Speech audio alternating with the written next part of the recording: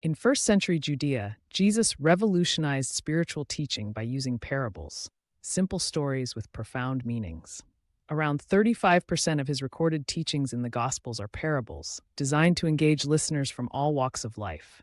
Farmers, fishermen, and religious leaders gathered on hillsides like this one, drawn by these relatable tales that concealed divine truths. Historical records show parables were uncommon among rabbis, making Jesus' approach distinctive. The olive trees in the background reflect the agrarian society he spoke to. When asked why he taught in parables, Jesus revealed their dual purpose in Matthew 13:11-13. To seekers, they illuminated God's kingdom, but to the spiritually indifferent, they remained mysteries. This intentional design fulfilled Isaiah's prophecy about people hearing but not understanding. The light and shadow imagery here symbolizes this truth. Disciples leaning forward receive insight, while religious leaders in the background remain in figurative darkness. Recent scholarship notes 23 distinct parables in the Gospels, each tailored to specific audiences. The parable of the sower, Mark 4:3-9, uses agricultural imagery familiar to Jesus' audience. Approximately 75% of ancient Judeans worked in farming, making this highly relatable.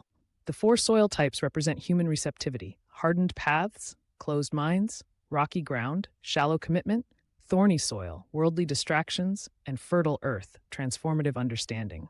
Archaeological evidence shows Judean fields indeed had these varied conditions. Birds were common seed thieves, with sparrows and finches mentioned in contemporary texts. In Mark 4:14-20, Jesus interprets the sower parable, providing one of Scripture's rare allegorical explanations. The hardened path symbolizes Satan snatching truth. Ancient texts describe birds as demonic symbols. Shallow soil represents emotional converts who abandon faith under persecution, common in early Christian persecutions. Thorns mirror wealth's distraction. Judea's Roman-era economic growth created new materialism. Fertile soil yields an hundredfold harvest, consistent with Galilean agriculture's high yields. This remains Christianity's most analyzed parable, with over 200 patristic commentaries. The parable of the workers, Matthew 20:1-16, subverts merit-based thinking. Vineyards dominated Judean economics. Herod the Great alone owned 30-plus vineyards. Denarius wages were standard, equivalent to $120 today. Early workers grumble at equal pay for latecomers, mirroring Jewish leaders' resentment toward Gentile inclusion. Jesus' climax, "The last will be first," echoes his Sermon on the Mount. Modern labor studies show this unfair payment actually reflects God's radical generosity, with early workers receiving exactly what they agreed upon. Luke 15's Prodigal Son parable contains shocking elements for Jesus' audience. Asking for inheritance early equated to wishing a father dead, Deuteronomy 21:17. Feeding pigs, unclean animals, was unthinkable for Jews.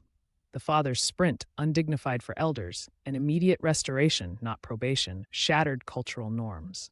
Scholars note the elder brother mirrors Pharisees' transactional righteousness. This 2,000-word story, unusually long for parables, contains 7 acts of grace, symbolizing divine perfection. Early church fathers called it the gospel within the gospel.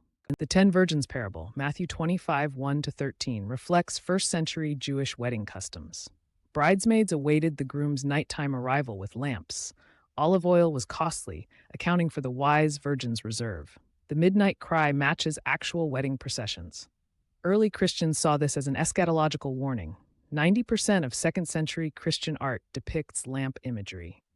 The shut door symbolizes final judgment, a theme in Jesus' Olivet discourse. Modern energy researchers note the 5 wise virgins carried about 2 liters of oil, enough for 8+ hours of light. Jesus' lost sheep parable, Luke 15:4-7, draws from shepherding practices. Sheep were Judea's primary livestock, with flocks averaging 100. Leaving 99 was risky but realistic. Shepherds trusted sheep to stay together. Carrying a sheep on shoulders, weighing 60 to 90 pounds, showed sacrificial care. Early church mosaics depict the shepherd as Christ bearing humanity. The 99 righteous. Irony critiques self-righteousness. Only Pharisees considered themselves sinless.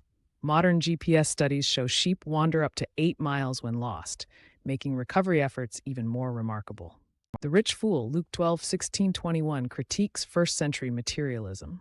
Grain storage was a status symbol. Herod's grain silos at Masada held 17,000 cubic feet. Eat, drink, be merry quotes Epicurean philosophy, showing cultural syncretism. God's abrupt "this night" echoes Ecclesiastes' mortality theme. Jewish burial customs required distributing wealth before death, making the man's hoarding outrageous. Modern parallels abound. The 2008 financial crisis revealed similar short-sightedness. Jesus' punchline, "not rich toward God," challenges all economic systems prioritizing self over stewardship. Jesus concludes his parabolic teaching with an invitation. "He who has ears, let him hear." Matthew 11:15. This phrase appears 7 times in Gospels, symbolizing completion. The child offering bread recalls 5,000 fed from a boy's lunch. John 6:9, representing simple openness.